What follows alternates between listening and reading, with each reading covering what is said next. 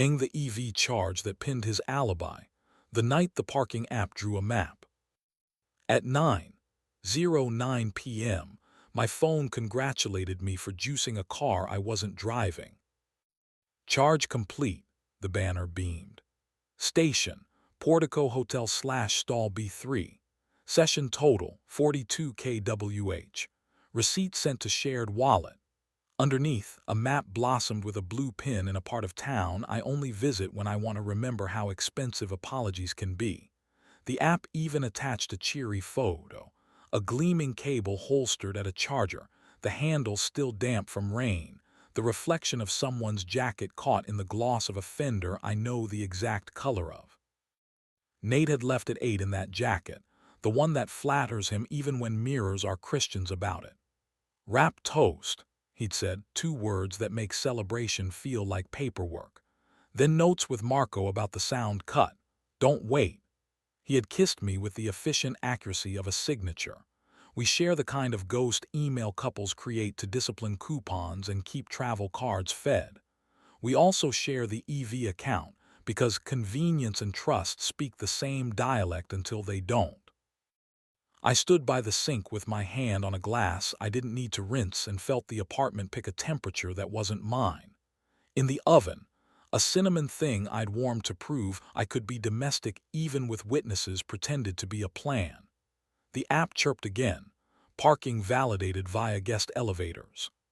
I turned the phone face down the way we agree to on good mornings and immediately flipped it back because I wanted to misbehave correctly and in order. The Portico has a valet smile and a conscience that bills by the hour. Brass taught itself posture on the walls. A pianist in the lobby practiced the absence of blame. The concierge glanced at me the way professionals glance at a man who looks like he may collect a debt from the air, and nodded toward a lane of elevators I didn't have to ask for. In the garage, the chargers glowed the calm blue of objects certain they're helping. Stall B3 was still blinking its sated little heart in a drizzle that had decided to be personal. The hood of Nate's car wore the rain like a thin alibi. I didn't text him. The distance between a thumb and a decision is a cliff on nights like this. I let the elevators decide if I looked like I belonged to someone upstairs. The panel offered a bar of anonymous floors. I picked 23 because that's the kind of number ambitious lobbies reward. On 23, the carpet hushed my shoes and the corridor spelled discretion in tasteful brass. A door near the end stood slightly ajar. Suite 2314 let a seam of warm light leak onto the runner, the way a mouth does when it hasn't decided whether to be a witness. Voices moved inside at the register I hate, too low for public, too warm for innocent. I could have knocked. I could have said his name. Instead, I walked to the service terrace at the hallway's elbow and found air that wasn't curated. The terrace was a glass rectangle attached to the hotel's lungs. Ductwork hummed like anxious crickets. I put my palms on the wet rail because sometimes your hands decide to be serious before the rest of you. The city below rehearsed being complicated. Behind me, a door breathed and the suite emptied a man into the corridor. Nate stepped out with his jacket off, shirt open a notch beyond daytime. He saw me the way a mirror sees news. Behind him, Marco appeared in the seam of light, careful mouth, good shoulders, the sort of posture that lets a room feel like it wasn't just used. Marco didn't say anything. He didn't have to audition. He inclined his head with the good manners of furniture and stayed at the doorway as if being available were a pledge. "Evan," Nate said, my name with the softness of a receipt. "Your car and I are doing great," I said, because jokes are the leash I use to keep panic from bolting. It just wrote to tell me how pleased it was to charge outside a hotel we don't stay at. Nate's mouth arranged itself into the expression he uses when he's trying to decide if a room can handle a reasonable version of him. He looked at the drain in the terrace floor and then at me, The way men look when they are trying to make an apology fit into a hand. "Not here," he said. His eyes flicked toward the suite's ceiling corner where cameras pretend not to exist. "End of the hall. The glass listens better than the paint." We were already at the end of the hall, already in air. He joined me at the rail and opened his hands as if unfolding a plan he didn't want to follow through on. "I lied when I left," he said. "He doesn't decorate when he decides to be correct. Rap happened. People said goodbye in their best grammar. Then I told myself I wanted 30 minutes where being interesting didn't need an invoice." "Which direction?" I asked, because names are handles and I like my hands full when floors tilt.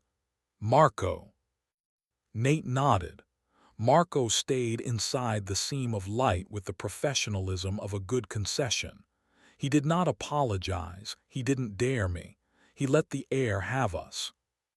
"Are you sleeping with him?" The question is a cliff. There isn't a scenic route. You count to one and use your mouth like an adult. "Not yet," he said, clean, immediate. Then lower, the honesty that knows exactly which muscle will bruise. "I brought my mouth." Rain tried harder. It found the opening at my collar and settled in like someone who expected to be thanked. I lifted 2 fingers to the soft place at his wrist where men keep their apologies and felt his pulse write my name without permission.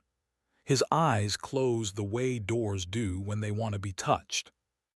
"You like the sort of wanting that proves something kindness can't," I said. I didn't make it cruel. Cruelty is the lazy substitute for precision. You treat intimacy like a sport and honesty like off-season training. "You like to coach," he said. One corner of his mouth attempted a bad idea and failed politely. "Which is unfair and why we made it this far." "What do you want?" I asked. Now not the apology you tuned for daylight. He stepped into the inch that had turned into a lie while we were speaking. Heat crossed cotton and chose me. He didn't touch my face. He spoke close enough that punctuation found my lower lip. "I want to go home," he said. "I want you to want me where our towels know our names and desire isn't rented by the hour."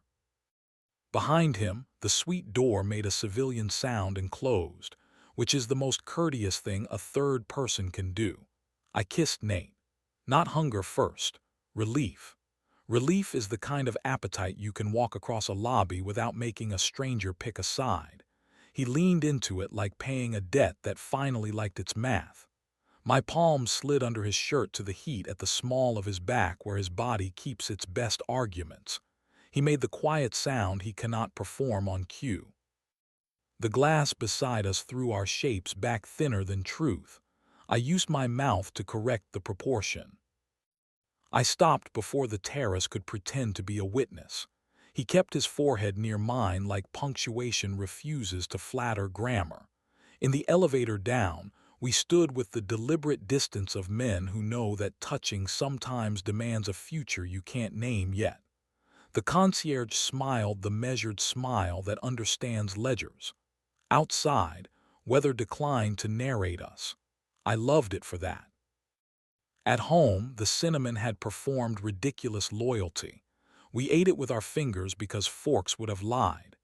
He leaned against the counter with the posture that means he's willing to be moved. I slid my palm under his shirt again and found the heat like an address that belongs to both of us. He tipped in, gratitude making him heavy and correct.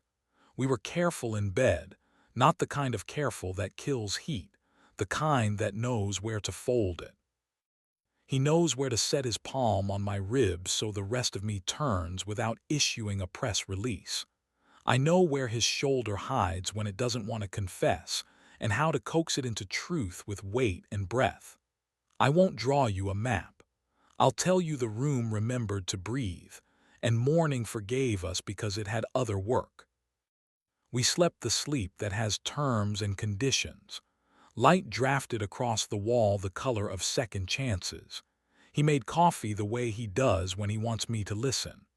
I opened the window to see if Mercy could afford our rent. The app sat open between us with its chirpy records, a neat little list of hardware that thought it knew about love.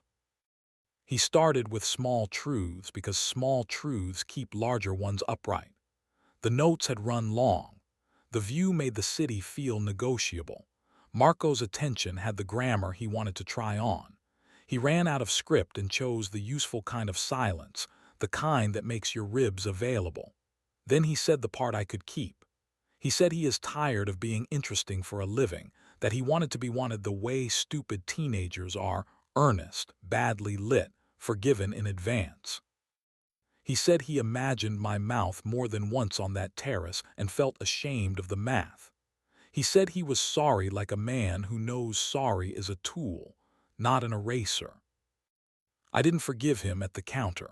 Forgiveness is a daylight animal and morning's charge.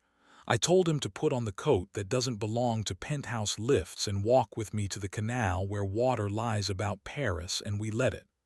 On the bench we like, pigeons performed competence, and a runner's breath taught our bodies something about cadence. He hooked his thumb in my pocket like humility. I let him. 2 days later, I saw Marco in a lobby that smelled like lemon and ambition. He gave me the nod men give when they've chosen to be furniture on purpose. He didn't apologize and I didn't deputize. We stood in front of a mirror that spelled our names backward and didn't insist on meaning. It isn't that we agreed. It's that we learned how to read ourselves both ways. The charger still sends tidy little receipts. I don't trust their fonts or my inbox. I trust the square of light at 4 when it climbs our wall like a thought that has finally put on shoes. I trust the heat under Nate's shirt at the small of his back when my hand decides to remember its job. If another blue pin appears and tries to volunteer my location to my chest, I will do what I did the night the parking app drew a map.